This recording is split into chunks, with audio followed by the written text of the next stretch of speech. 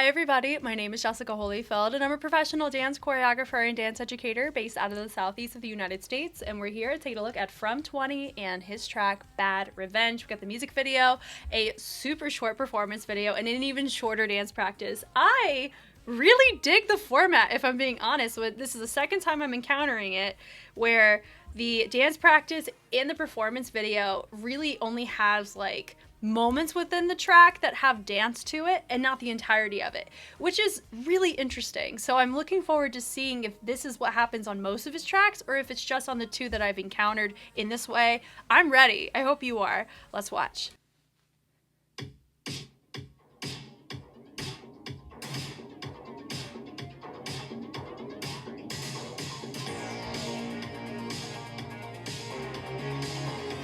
We've gone red, rojo, red.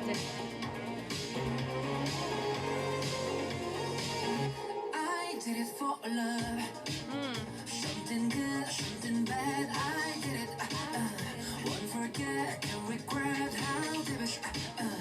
My love, your love, we run bad romance. Is it you and Lady Gaga? I'm just kidding.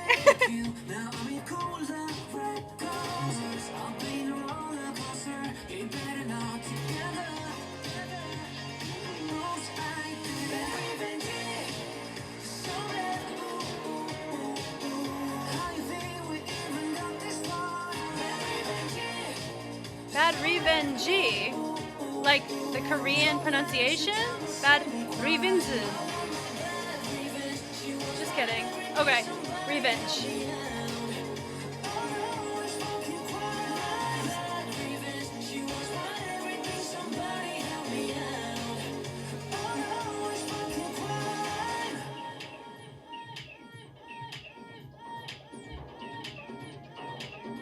Okay. Googly eyes on the face, let's go! I love that. Yes! Oh, does that remind me of CL from Try to Follow Me with all the diamonds on her face? Absolutely. Stop it.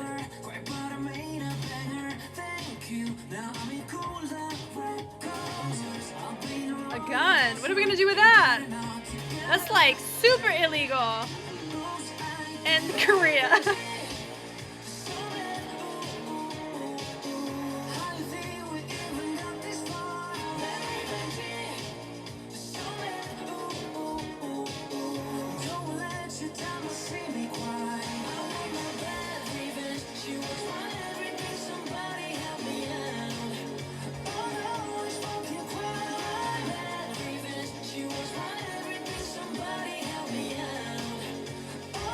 Fighting, parkour, let's go.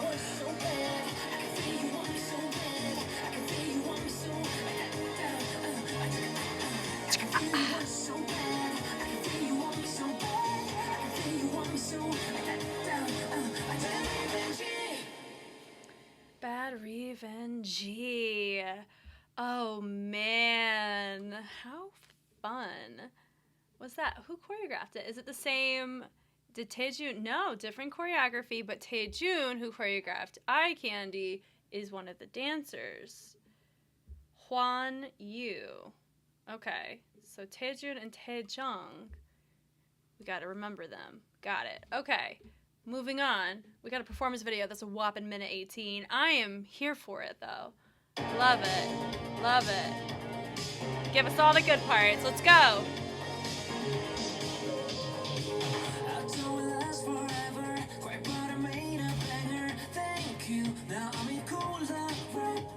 So this is 2 years ago, so we know that going in.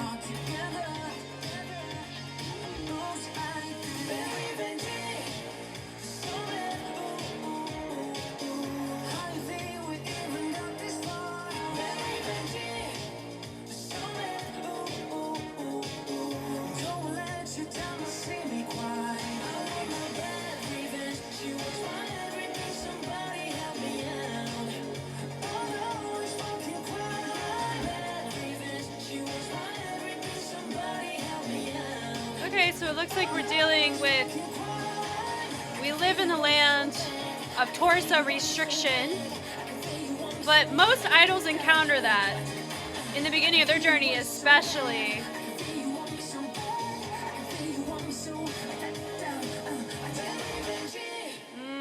Okay, so this one is a performance version. I liked it. It was hard to see a bit of the information that they showed, but that's fine. That's what a dance practice is for.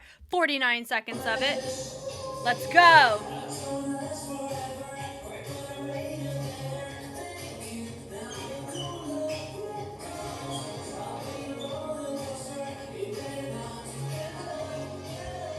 Okay.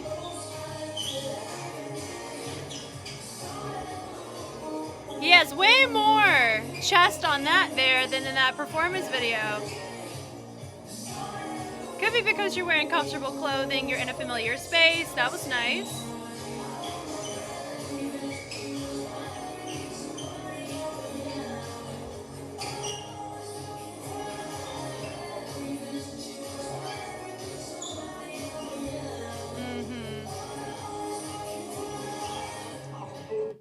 The laugh at the end. Okay, let's talk about it. So something I noticed here is he uses his chest more. So I do touch on it quite often whenever you watch dancing. Depending on the style that you do determines what makes the style look natural. There's certain movement qualities or postures that you can have in order to make it look said natural. If you're going for a Michael Jackson, Justin Timberlake kind, like The Weeknd, you know, like that kind of movement, especially on the Michael Jackson front, which it does look like we have some nuance to it because this type of sound, you know, resonates more in the time period where Michael was thriving. You know, a lot of these types of movements, these angsty little oomph, you know, the little ball changes, that kind of stuff. I wouldn't say, I don't know if he was quite doing that here, but choreography itself, the little crossover, the switch off there with the little, you know, thread of the head. If you're going off of nuance or trying to hit something like Michael, grooving or funk, which I don't know if I'm not very familiar with genres enough to be able to be like, this is what the style is in terms of like the specific genre, unless it's like old school hip hop, boom bop, or, you know, there's like lo-fi when synths get into play, but that's not the point of this. I would say there's some moments that he does here. Then in the performance version, it was very stiff on.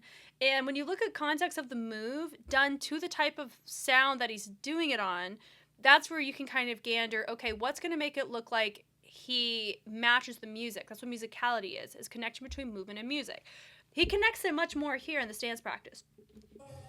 The switch off there like that was really nice to see, right? He switches it off, he brings it up, little, and he makes a lot of these little ad-lib sounds too that are, you know, ingrained in the track. He sounds good in this. So we switch it off on the mouth and the head. We swing it around. I mean, judging from this to Eye Candy, even though Eye Candy is significantly more, it's like we're trying to beat the algorithm a little bit on that one. It feels like a marketing strategy versus this is him as an artist compared to these. But I could be completely wrong. I don't know him. That there's improvement on movement there, but depending on the move, like these moves are not, they're not, I would say they're in the same family tree in movement that he did there to here, but there's different demands, different timings, different postures, and different textures that normally get entertained in it.